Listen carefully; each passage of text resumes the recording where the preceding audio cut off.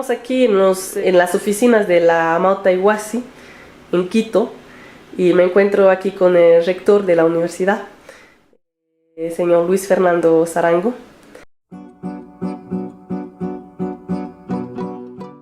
Bueno, gracias por esta oportunidad. Yo quisiera manifestarles que, bueno, la universidad es un sueño realizado de los pueblos indígenas de Ecuador, quizás como una fase o un espacio complementario al sistema de educación intercultural bilingüe, que aquí en el Ecuador tuvo su reconocimiento legal en el 89 aproximadamente.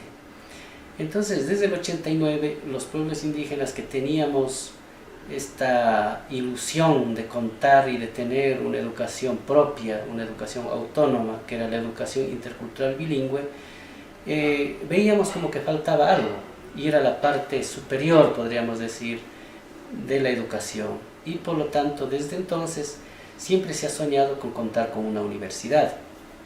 Para el año 2004, el Congreso Nacional de ese entonces, mediante una ley, crea la Universidad Amauta Iwasi.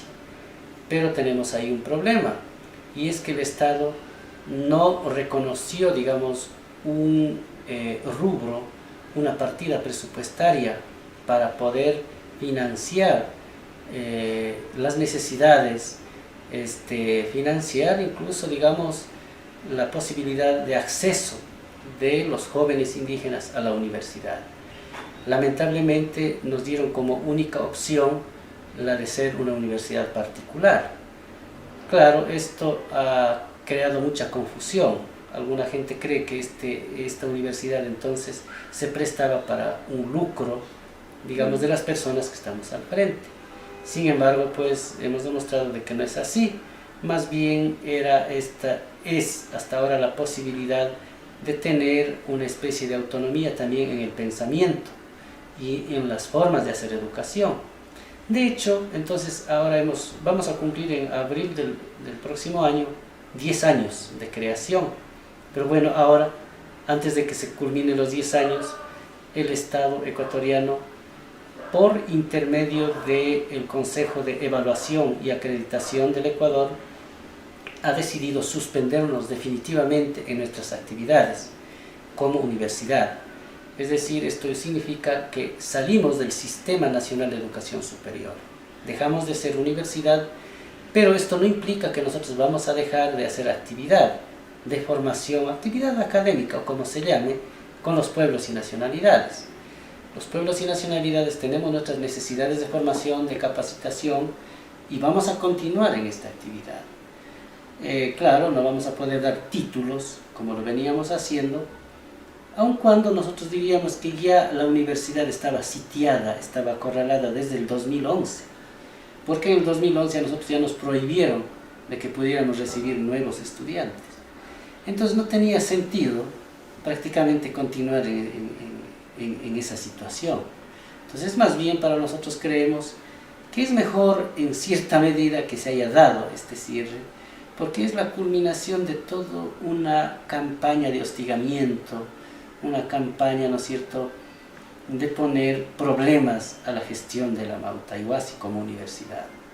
Digo que es hasta cierto punto favorable para nosotros porque podemos nosotros reclamar además nuestros derechos en instancias internacionales, sin creer que, digamos, a lo mejor va a ser todo favorable, pero creemos a estas alturas que en nuestro país inclusive ya no es posible en el sistema judicial interno nuestro hacer reclamos, porque todos obedecen al Ejecutivo.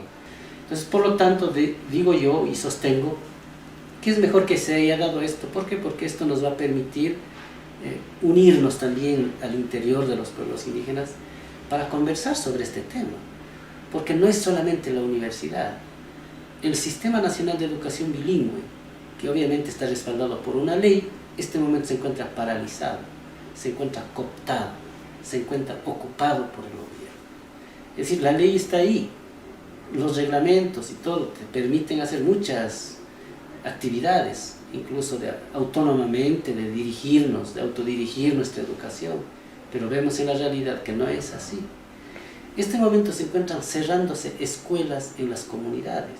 Acabo de tener una reunión en el Ecuador, por ejemplo, en Imbabura estaríamos hablando, en la provincia de Imbabura, por lo menos con 300 escuelitas cerradas. Son escuelas pequeñas, son escuelitas comunitarias, dentro del sistema de educación bilingüe que se crearon, con toda esa ilusión. Nos ha costado años, nos ha costado la vida crear una escuelita. Claro, obviamente que no, seguramente no hubo calidad al estilo que ellos quieren, la calidad mercantilista, una calidad occidental, pero para nosotros era importante tener nuestra escuela en nuestros territorios para que se eduquen nuestros hijos. Claro, el gobierno, en vez de apoyarnos dentro de esta autonomía para tener una calidad pertinente con nuestra cultura, entonces dice no, más bien usa como pretexto, dice no, es que eran escuelas que no tenían calidad, entonces hay que cerrarlas. Entonces, ¿qué están haciendo ahora?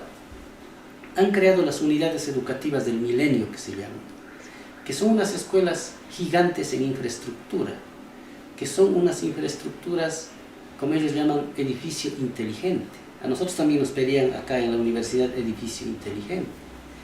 Pero el edificio y las computadoras no hacen educación. Los que hacen son las personas, los actores de la educación. Dígase usted, los profesores, los niños, y para nosotros más aún la comunidad, porque tiene mucho que ver. La comunidad para nosotros sigue siendo un actor clave de la educación.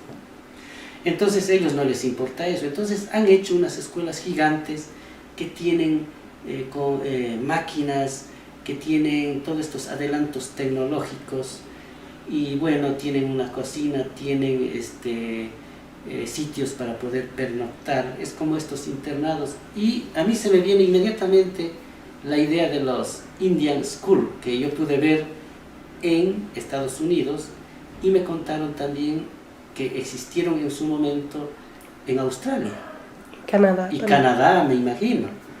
¿Cuál era el objetivo de estos Indian School? El objetivo era sacarlos a los niños, traerlos a la fuerza, internarlos, luego lavarles el cerebro, asimilarlos culturalmente, y esos niños ya nunca regresaban a sus sitios y dejaban de ser indios prácticamente. Ese es un proceso de etnocidio, o sea, es parte de un etnocidio. Porque el etnocidio, ¿qué es en fin de cuentas? Es la eliminación, ¿no es cierto?, como pueblos, es el exterminio como pueblos, no con la bala, sino mediante un proceso de lavado de cerebro prácticamente. Entonces yo veo que se han creado entonces estos Indian School en Imbabura, en Pichincha, en sitios de pueblos indígenas. ¿Y qué dicen? Es que estamos llegando con calidad, estamos haciendo una educación de calidad, en donde no haya pobreza. Entonces la pobreza para ellos es, o estás dentro de los cánones, ¿no es cierto?, de los estándares occidentales, que el rico es el que tiene dinero, el que tiene vehículo, el que tiene comida, el que tiene edificios inteligentes, etc. Ese es el estándar mediante el cual los ojos con los que miran la pobreza. Nosotros obviamente que no tenemos recursos económicos, pero tenemos un Estado, para eso somos parte de un Estado. De lo contrario no hubiésemos luchado para un Estado plurinacional, pero nosotros apostamos por un Estado plurinacional pensando en que nos iban a respetar nuestras particularidades, pero también ser iguales en derechos. No iguales en identidad, pero sí iguales en derechos, por ejemplo. Entonces, en esas condiciones se ha cerrado la Universidad de Amauta Iwasi también como parte de toda esta campaña de eliminar todo espacio autónomo de pueblos indígenas. Aquí los indios buenos son los que piensan igual que el gobierno, pero los indios que piensen contra el gobierno, esos son los indios malos, entonces hay que eliminar. Y además los espacios que hemos ganado casualmente con gobiernos de derecha, ¿no? Entonces los gobiernos de derecha crearon estos espacios, viene un gobierno entre comillas llamado de izquierda, porque no tiene nada de izquierda, y nos ha eliminado todos los espacios que hemos logrado a través de decenios, no es solamente a través de años, sino de decenios y de mucho tiempo que hemos venido luchando.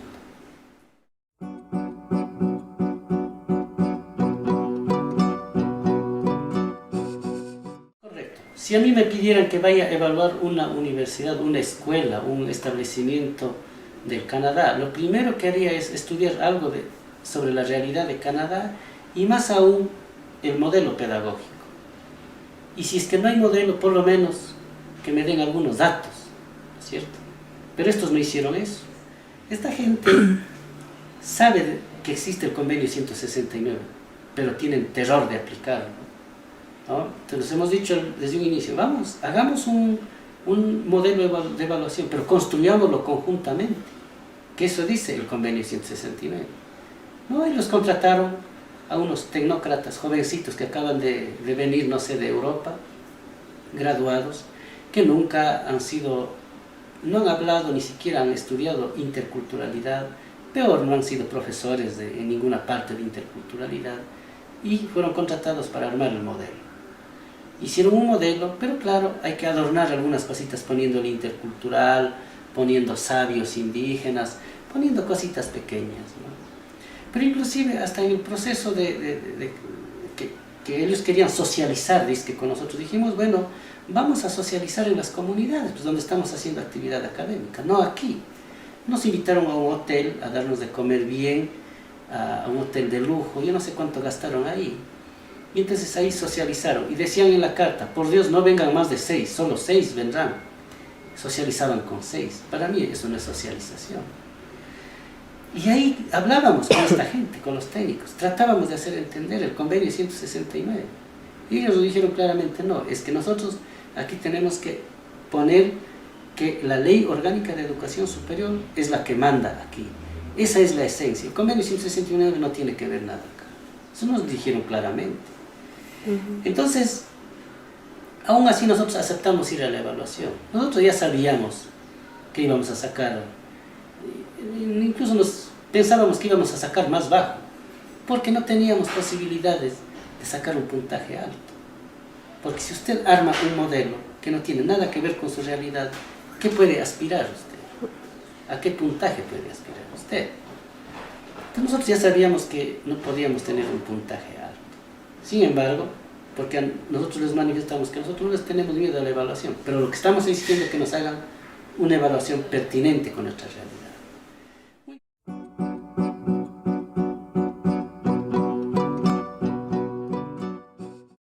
Pero el caso es que vinieron el 23 de septiembre el equipo.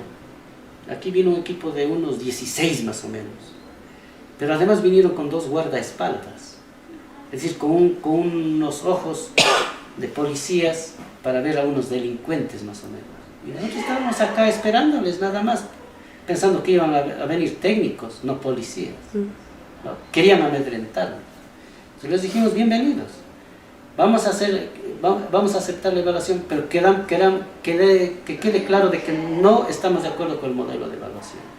Porque se violentaron todos nuestros derechos para armar un modelo que ustedes querían. En el reglamento que ellos hicieron para evaluarnos dice, en uno de los artículos, que primero debían mandarnos unas matrices para nosotros llenar información. Y que cuando esté la información allá, viene acá el equipo para hacer una constatación in situ de los documentos que nosotros mencionamos en la información. Bien, pero esa información no nos pidieron. Viene el 23, pero el día 2 de octubre recién se acuerdan de la información. Ah, nos hemos olvidado de la información. Vean, les mandamos estas matrices, llénenlo por favor. Pero entonces la pregunta, ¿por qué mandaron antes a los evaluadores? ¿Qué hacía ese equipo evaluador si no tenían una información antes? ¿Qué constataban? Porque constatación en castellano es primero informarme de algo en teoría y voy a la práctica, en el sitio, en el terreno, constato lo que ya me dijeron. Eso es constatación. Entonces, para que usted vea, eso es un vicio de nulidad en cualquier parte del mundo. Entonces, por ejemplo, lo otro, aquí a unas compañeras nuestras que trabajan en la universidad, les descubrimos un día que andaban grabándonos con grabadoras secretamente. Andaban espiando, incluso preguntando, haciendo preguntas capciosas, ¿no? Entonces nuestra pregunta es, ¿esa evaluación realmente era una evaluación? ¿O era solamente hacer la evaluación, salga como salga, no importa, violando derechos, haciendo lo que sea? Lo importante es que se haga la llamada evaluación para que haya un resultado negativo para eliminar la universidad. Y en definitiva es eso. Logramos pedir 2 compañeros de la red de universidades indígenas y dan una carta al presidente del Consejo de Evaluación diciéndole, vea, esta evaluación no fue, digamos, transparente. Hubo vicios de nulidad, hubo muchas irregularidades, incluso en el plano humano. Había un presidente del equipo evaluador que decía, mire, yo no tengo tiempo para aquí estar escuchando cosas, dame tal documento, o no, ese documento ya no puedes darme. ¿En base a qué pedían los documentos? Era al azar. Por ejemplo, para constatar si tenemos el cogobierno, aquí hay estudiantes que tienen su estatuto, y aquí hay profesores que tienen su estatuto, lo hicieron, ¿no? Entonces yo digo, ¿a qué hora me va a pedir eso? Ah, no, dice, es que eso no le vamos a pedir por ahora, porque en la evaluación anterior se pedía. Sin embargo, cuando después ya nos mandaron la información que teníamos que llenar, sí era calificado el cogobierno. Y en el cogobierno sacamos 0, porque no me recibieron esos estatutos.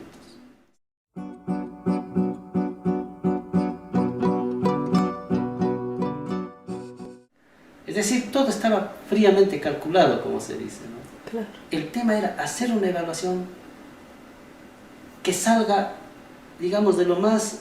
no importa, digamos, su procedimiento, que se violen los derechos humanos, que vengan a espiar, que vengan a pedir documentos al azar, no importa, la cosa es pasar una vaina llamada evaluación y luego poner una cantidad, un puntaje mínimo para demostrar al público, para deslegitimarnos, para minimizarnos, para decir, miren, estos indios no pueden manejar una universidad.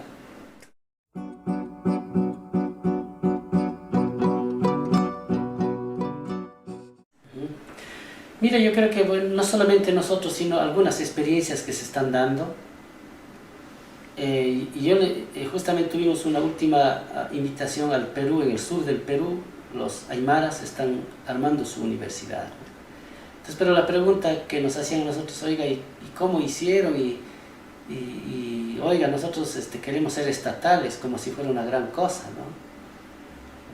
Y incluso nuestros compañeros aquí, algunos todavía no entienden de que para nosotros fue mejor, fue exitoso, aunque sea vivir asediados, acorralados, pero pudimos armar, dígase usted, el libro verde, por ejemplo, ¿no? O armar un currículo propio nuestro, con nuestro pensamiento, con nuestros criterios.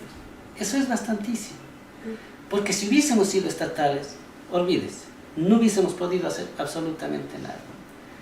Porque un Estado colonial, con la colonialidad del poder intacto, lo que hace es, te doy una migaja, pero cumples con lo que yo te diga.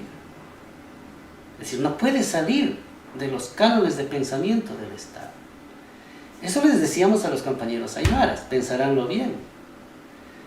Porque obviamente, si es que ustedes están queriendo ser libres de pensamiento, tener un pensamiento autónomo, recuperar nuestras pedagogías propias,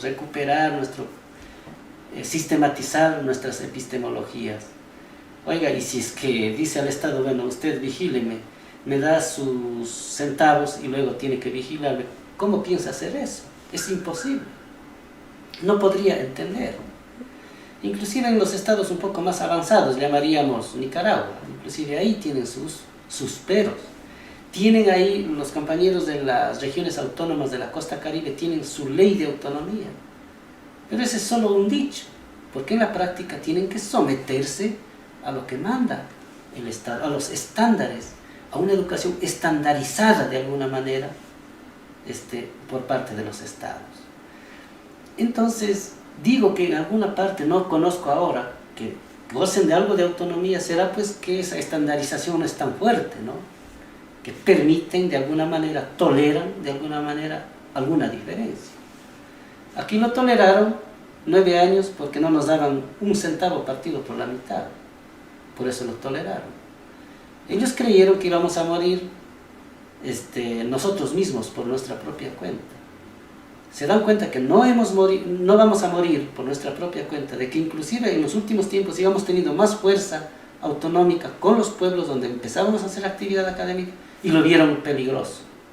y decidieron cortar, ¿no es cierto?, antes de que la cosa tome forma. Además, nosotros hemos sido un referente para muchos países. Tenemos en Argentina que una diputada acaba de presentar un proyecto de ley para una universidad indígena, ya no intercultural, indígena. En Brasil hay muchas universidades que están recuperando edificios antiguos botados por el Estado, qué sé yo, ¿no? Pero son indígenas. En Colombia tenemos en Bolivia, en donde de alguna manera lo ayudamos a que se consoliden estas universidades. Este momento tienen apoyo del gobierno actual, pero no son legalmente constituidas, no tienen una ley que les ampare. Es decir, si dejara de ser presidente Evo Morales, prácticamente se quedarían igual que nosotros. O sea, los modernos Estado-Nación no perdonan en ese sentido. Es decir, existe una estandarización tal que si no se cumple con tales o cuales requisitos, entonces no puede ser universidad. Entonces, frente a eso, ¿qué estamos diciendo nosotros? Estamos, bueno, no ahorita, hemos dicho, bueno, en cierta medida, ¿qué es universidad? ¿De dónde viene ese concepto y praxis de, como tal, universidad? Viene de Occidente, y por lo tanto son espacios cerrados para occidentales, para pensamiento occidental. Los pueblos indígenas soñamos tener una universidad, entonces ahora con lo que está pasando decimos, ¿seguimos soñando en querer tener universidad? ¿O queremos tener espacios autónomos de pensamiento crítico, de pensamiento autónomo, como pueblos originarios? Siendo así, habría que salirnos de la legalidad del Estado uninacional para buscar la legalidad dentro del contexto de un Estado plurinacional. Porque esa es otra cosa. Tenemos ya reconocido en la Constitución, los colonialistas se oponen, tienen miedo a implementar el Estado plurinacional. ¿Por qué? Porque, claro, así están bien, tienen sus privilegios, pero además no conciben dentro de su cabeza armar un Estado plurinacional con autonomías, llamémoslo así, con grados de autonomía.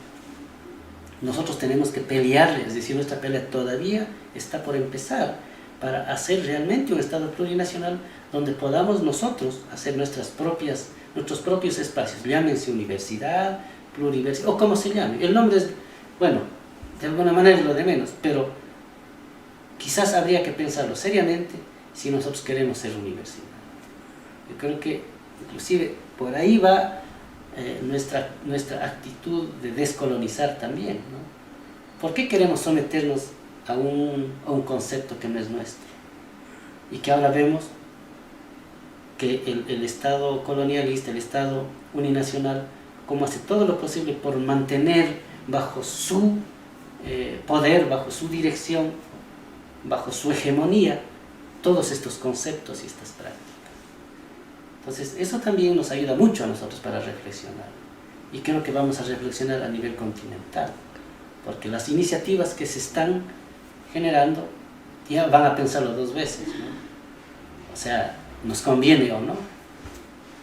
Eso sería. Ya. Bueno, muchísimas gracias.